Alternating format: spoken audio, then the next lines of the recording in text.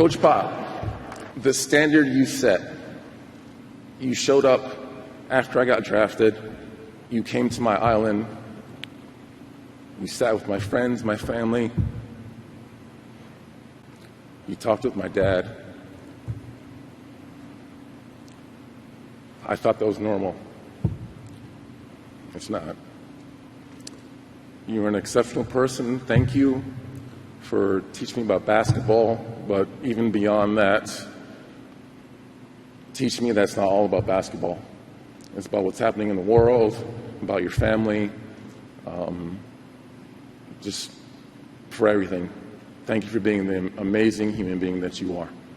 You were just listening to an excerpt from Tim Duncan's Hall of Fame speech last month, where he was thanking Greg Popovich, or Pop as he called him, who was his head coach for 20 years at the San Antonio Spurs. Together, they won 5 NBA titles and were the leaders of one of the greatest sporting teams of all times. Now, in their 20-year coach-player relationship, it's really interesting, I think, how Duncan chooses to talk about the very start of that relationship. Like, that's the moment he chose to share.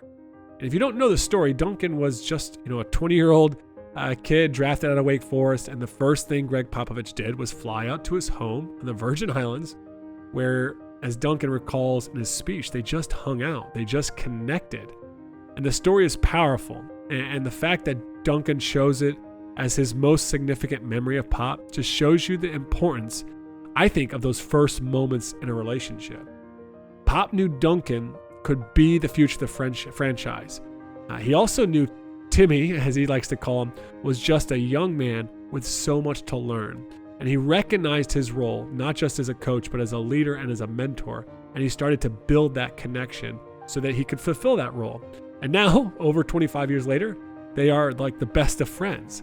And I think that's what we all aspire for, isn't it? And that's what we're driving at on the Coaching Culture Podcast every week. Welcome. Thanks for being a listener and a subscriber. I'm JP Nerbun, joined by my co-host Nate Sanderson.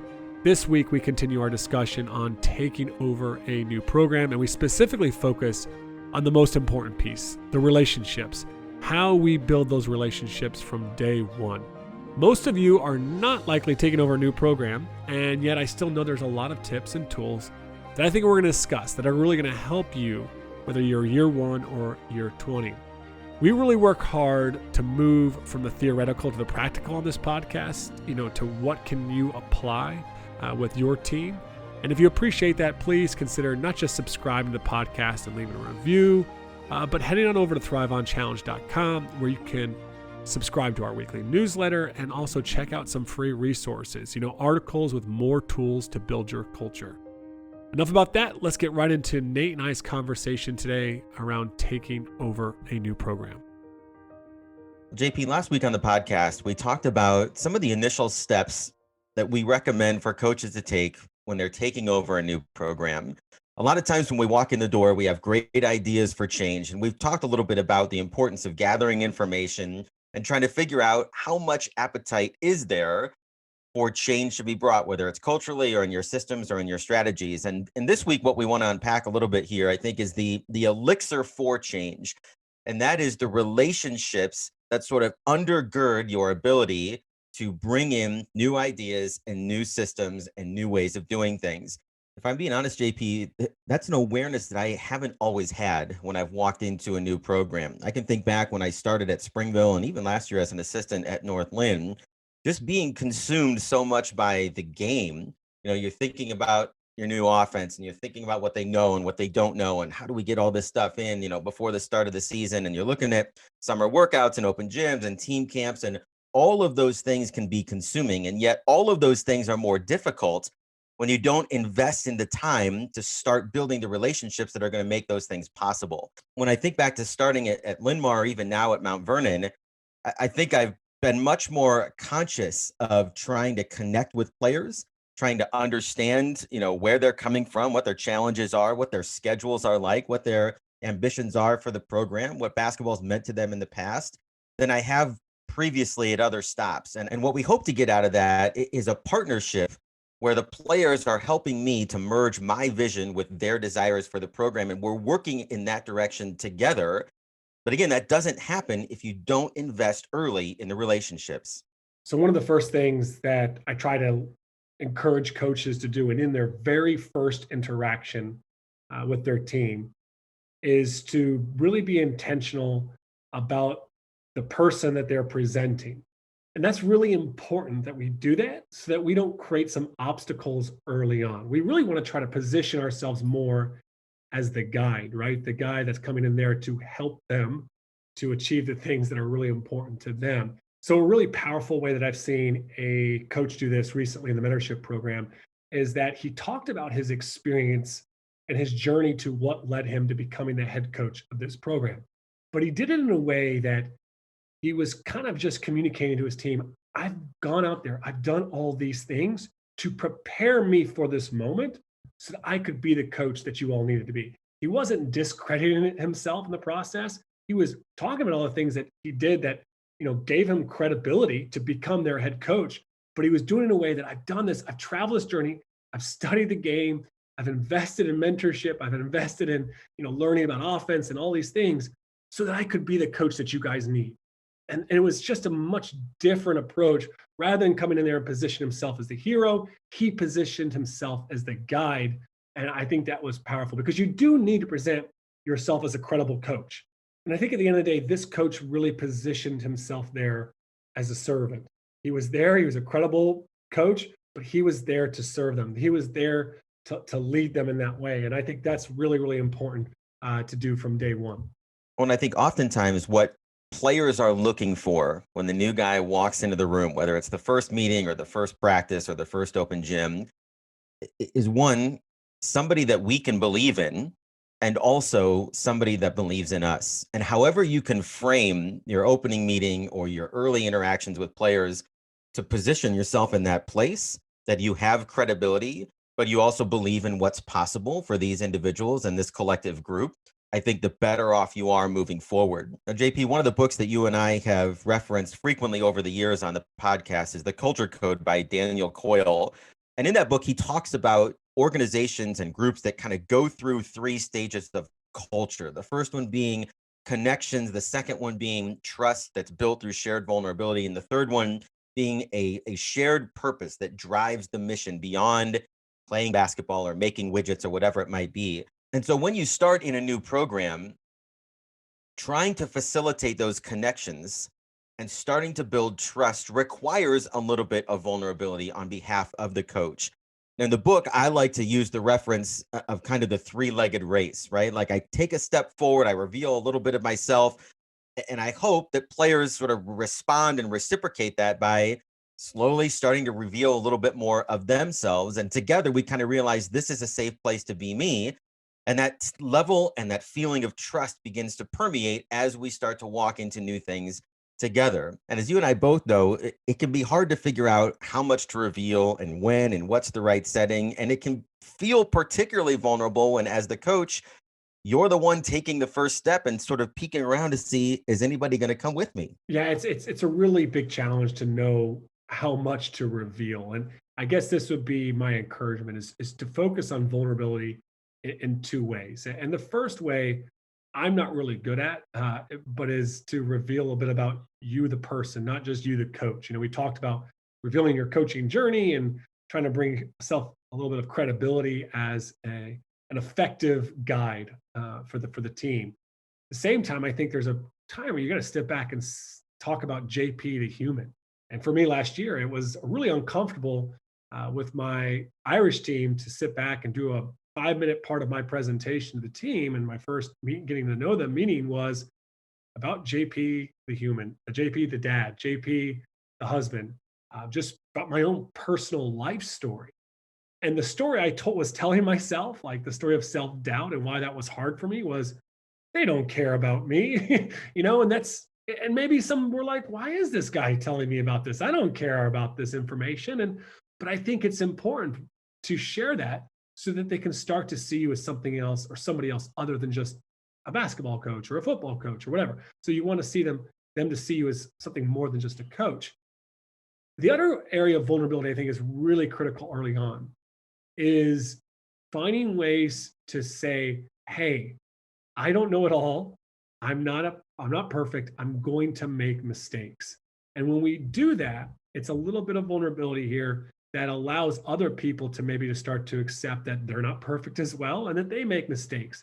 And it just helps to create this kind of feedback loop that's going to be so important because you want to have open and honest conversations where everyone is just trying to find out, what's the best thing that we can do to continue to improve our team, our culture. And I think early in my career as like a young coach, I was very afraid of admitting that I made mistakes, that I was not perfect. And but doing that later on, I know actually now gives me more credibility. And an example of how I did this just even last season was I just said, I haven't been a head coach in 5 years. This is going to be a little bit of a journey, kind of getting back into it. I'm going to hit some road bumps and some obstacles. And I just want you guys to be patient with me. And that was it, and I still communicated that I was very confident about certain things within my coaching. I was just asking for a little grace and admitting that I wasn't going to be perfect from day one. And I think that helped early on get them to communicate maybe some of their uncertainties going into the season, areas where they had struggled in the past, and they got that conversation moving. Well, JP, what I think is really powerful about what you described there is that you're modeling, like you're forcing them to see you in the way that you want to see them. What I mean by that is you want them to be able to see you, at least to some degree, as a human being who coaches basketball, more than just the basketball coach. Because in the relationship that we want to build as transformational coaches, we want to connect person to person and human to human in the context of basketball. And so by putting yourself out there a little bit, you're starting to demonstrate that. And in the same way, when you talk about just having that vulnerability to be able to acknowledge, hey, we're trying an offense that I haven't coached before, or haven't coached in 5 years, or I don't know exactly, the league, for example, when you come into a new place. You're also modeling that humility that you hope your players will have when they're trying to learn the new offense for the first time, or when they make mistakes. You put yourself out there first and see if they accept you, because that's what you want to do for them. And not everybody's seen that before. Not every player's been treated that way before, or had a coach that interacts with them in that way. So I think there's a lot of power in taking the first step to model that for your players. Well, there's kind of two ways that I did that just even last season. And one of those was I did what you just kind of suggested there. I said, hey, I haven't been around this league. Some of you have been playing this league for over 10 years. You know the other players, you know the other coaches, you know how things are done. And so I'm going to really lean on you. I'm going to need your help. Right there, vulnerability signal right off the bat. And then secondly, I said, also, I haven't been a head coach. I've been just helping other coaches for like the last almost 5 years. I'm going to make mistakes, right? I've got to kind of get back into it, and there's some aspects of coaching that's just like riding a bicycle. You hop on, you get right into it. But I was kind of just transparent that I was going to make mistakes. I just needed them to be patient with me. And that was just another way of just trying to take that initial step. What's also great about that approach, JP, is like Chris Voss talks about in his book, Never Split the Difference, that you're positioning yourselves as co-problem solvers. You're working on a problem together, whether it's the offense, understanding the league, how you're going to build a culture. And there's something that fosters connection when we're sort of sitting on the same side of the table and tackling a challenge. And not every coach does that, right? Like if they position themselves as the expert, then they position the players as the ones that are waiting for instruction to apply the expertise. And that's a totally different kind of relationship than what we're talking about here today. Now, what is required then to make something like that work is humility, right? And what you talked about there is not only a desire to learn, but I need to learn from you. For me to be the best coach possible and understand this league, if we have some institutional knowledge on this team, I need that. You got to share that with me to make me better, to make us at our best. And I think when you take over a program, starting to consider where are the gold mines of information that I can mine in terms of the relationships. And for me at Mount Vernon, that means talking to the volleyball coach or the softball coach who have been there for years and years and had great success. They've got a blueprint for how to be successful at Mount Vernon High School. I'd be foolish not to try to meet with them, try to build that relationship, and come into it with a curiosity of, I may know some things about coaching basketball, but I've got a lot to learn about coaching at Mount Vernon. And here are a couple in-house experts that I can learn from. And so one of those key steps when it comes to building these relationships is figuring out who are the key stakeholders in the building or in the athletic department or in the community that can help to share some of that information and hopefully that you can get on board with the process that you're going through with your team. Yeah, and a few of those key stakeholders that I think sometimes people are afraid of reaching out to or don't even think to reach out to, that I would want to share is just the first off is parents. I mean, who knows your players better than their parents? Like nobody. And I know we often have those walls up against reaching out to parents, but I think there's just value in sitting down with parents and just tell me about your son or daughter. You know, what makes them tick? What gets them excited? What's really important to them? You know, those type of conversations, if you're able to have them early on, don't need to be even centered all around the sport per se. They can just be focused more on, you know, just getting to know their son or daughter better, the person. I think that would be really helpful. The other is teachers. Like if you're at the high school level, like one of the big challenges coaches face is keeping kids academically eligible or helping them to succeed academically. And teachers know the challenges and obstacles of every school. They know what, well, this is a really hard curriculum here, or you know, they just know what gets people. They know what holds students back, and they can become a great asset to help you identify problems early on when a kid starts to fall behind in school, behavioral issues, or just other things that might be going on in that individual's life. So I would want to build, if I'm at the high school level, relationships with my players, teachers right off the bat as well. The other big thing I would share is to identifying these key relationships is the key players. Knowing those key players that are really big influencers. I'm not saying that we should value one player more than the other. There's just a reality when it comes to culture. And that is there's a couple people or one or two individuals within most teams that carry a lot of that weight. They're that social status where everybody looks to them for how to behave. And if they buy into what you're trying to create when it comes to your culture, you're going to be in a good spot. But if they don't buy in, you could probably get the rest of everybody else to be really on board. And it's going to create a lot of tension and conflict. And you're probably not going to be as successful at some of the changes that you want. So it's really early on, just like Greg Popovich and Tim Duncan did early on. Hey, this guy's going to be the franchise player for the next 15 plus years. I need to build a relationship with him because if he can become the leader that we need, we're going to be successful. And JP, I think building on that, one question to ask yourself or ask your administrators as you're coming in is whose narrative is going to matter the most, even in the community. Whose voice, whether it's another coach, maybe it's a trainer, maybe it's the lifting guy, maybe it's somebody that if they're on board and saying, no, I think Nate Sanderson's got a great plan and this is going to work, we just need to give him time. Who's that person's voice that you need in your corner, right? And the sooner you can connect with that person and just, again, kind of share a little bit of your journey and your vision and try to get them on board with where you're trying to take the program, I think the more success and the more support you're going to find because their voice is going to multiply. Oftentimes, we don't know who that is until we start asking around.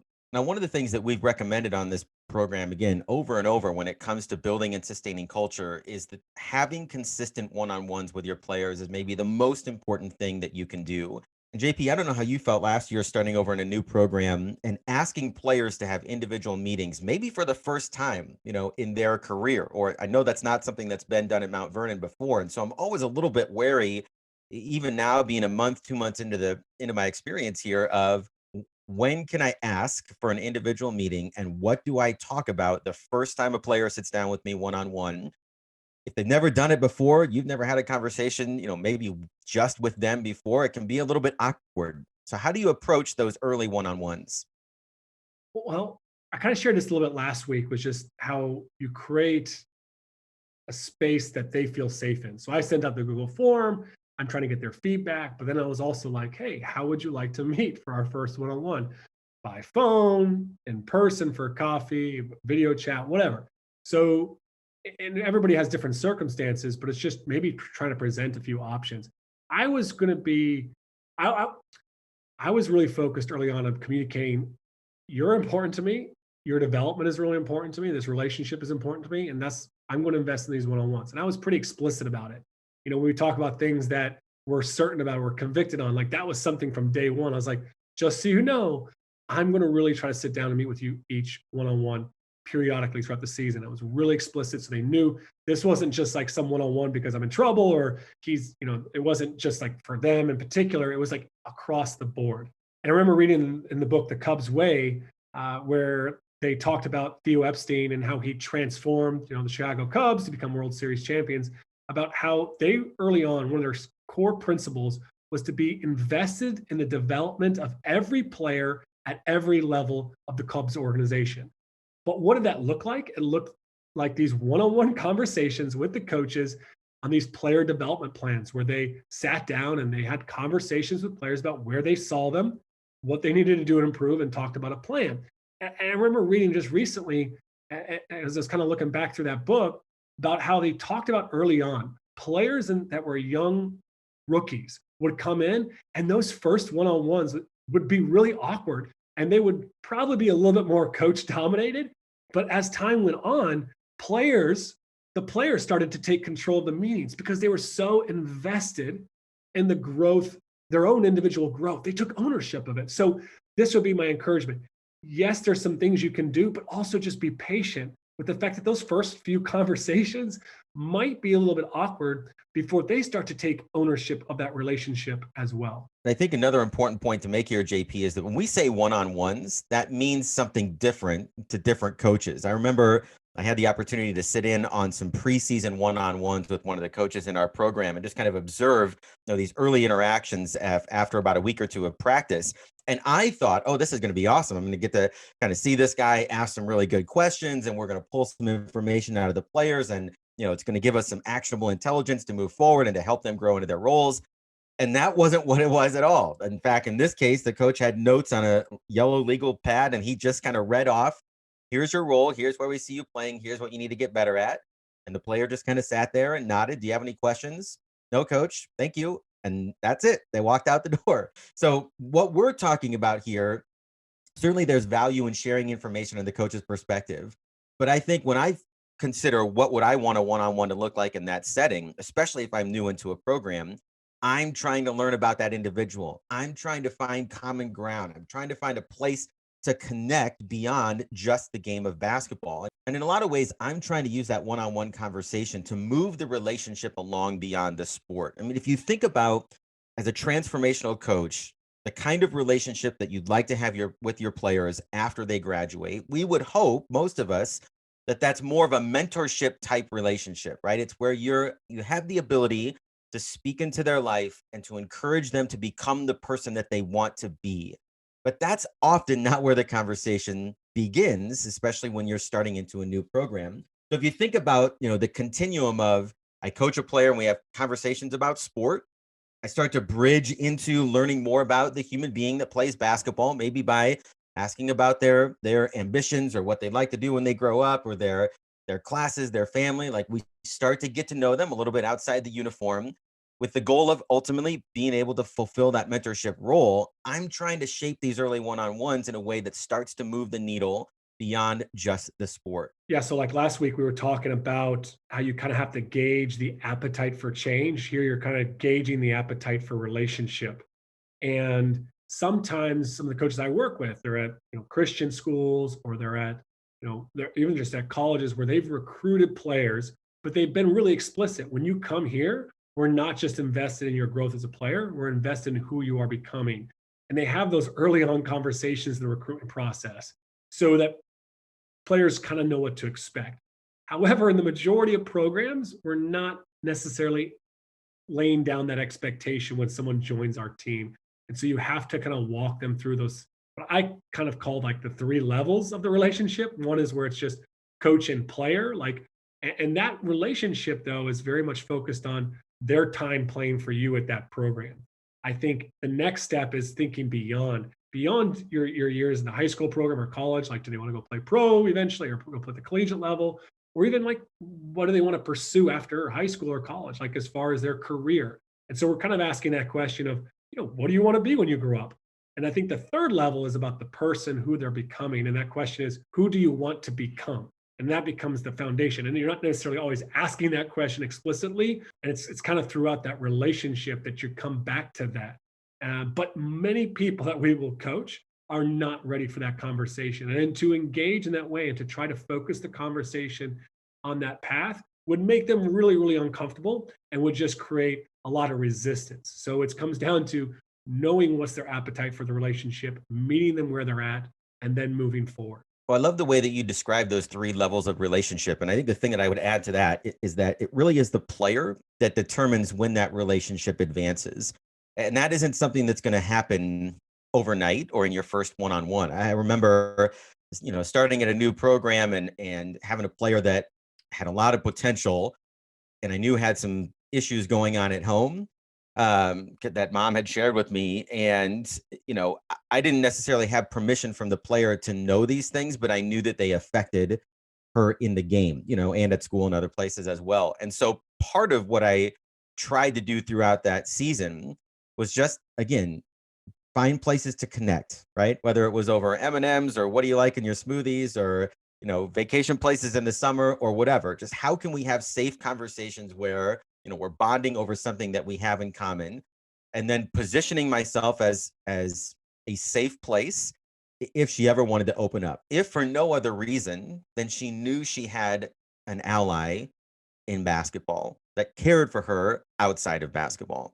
Well, I just want to make one quick point here, and this is kind of comes down to one of our former guests, Dr. Bruce Perry, on the podcast, talking about players that have suffered some severe trauma, and knowing, and I know every coach has players that have gone through something significant. We all have those players that they're fighting something. What's really important, I remember learning from Bruce Perry's work and his books, is that sometimes we need to be really intentional about the environment upon which we have that conversation. He gives examples in his books of he'd be working with a young child and he wouldn't bring them in and put them into a chair and, have the therapist type thing. He would have them come in and they would do Legos together and they would just play together alongside of each other. And so sometimes understanding that environment, like, hey, let's go get some shots up or let's go kick the ball. Let's go for a walk. Just knowing how to do something that kind of takes the pressure off of, because we could actually, for those players, we could make something worse. We could make it another stressful experience of having to come talk to us. So just being really conscious of those special situations. Well, JP, as we get ready to wrap up here this week, I think there's another aspect of relationship building that I've really neglected oftentimes when I've started over at new programs. And that is, I'm constantly looking through the lens of my connections with players and maybe wrongly assume that the players were already connected to each other. And I'm finding more and more in my experience at Linn-Mar and at Northland and now at Mount Vernon is that's not always the case. And so if we want to have a cohesive unit and if we want to be able to rally around a common purpose or the kind of experience that we want to create for each other, the connections and collisions between freshmen and seniors and juniors and sophomores that maybe aren't in class with each other every day, maybe they haven't played at the same level together in other sports, you can't take that for granted. And so when we started with our first mini camp at Mount Vernon the first week of the summer, that's where we began every day with some speed dating, where we just line people up, across from each other, and we ask questions to get to know each other better. Upperclassmen on one side, underclassmen on the other. They change after every question, just to start forcing them to get to know each other a little bit, laugh a little bit together, find things they have in common, give me some parenting advice, whatever those questions might have been, because we wanted to start building the connections, not just from player to coach, but also to help player to player relationships start to grow in the context of basketball as well. So regardless of where you are in your coaching journey and working with your program, my hope is that you're not only inspired, but you've got some good ideas on how to get those conversations going when it comes to the relationship game. I can't stress enough, I really believe this, the most significant investment you can make in your culture and in using your time as a coach is to take the time to talk one-on-one with your players. So thanks for listening to the Coaching Culture Podcast. Please support us by not just subscribing, but sharing these episodes. The episodes that you like, that really resonate with you, share them on social media, share them with your friends. Continue to spread this message so that we can continue to transform sport and impact lives for the better.